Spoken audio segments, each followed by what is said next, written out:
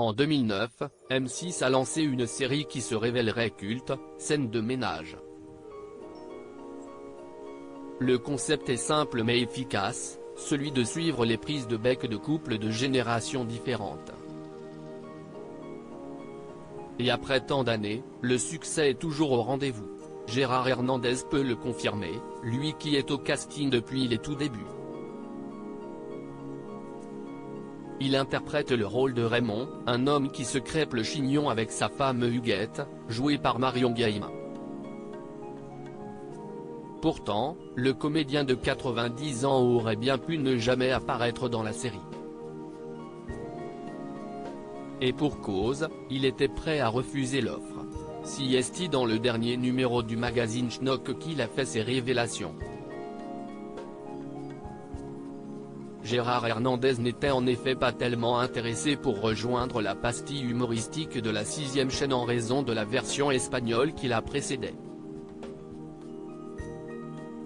J'avais vu la version originale espagnole et c'était d'une vulgarité. A-t-il lâché à nos confrères. Mais heureusement pour les fans du programme, la production n'avait pas dit son dernier mot et a tout fait pour le convaincre de changer Davis.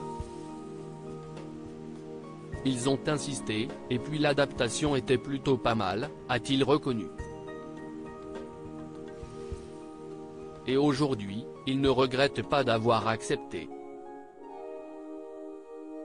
Gérard Hernandez mal payé dans Scènes de ménage. Ce qu'il peut regretter en revanche, si est peut-être de ne pas être suffisamment rémunéré pour faire rire chaque soir les Français.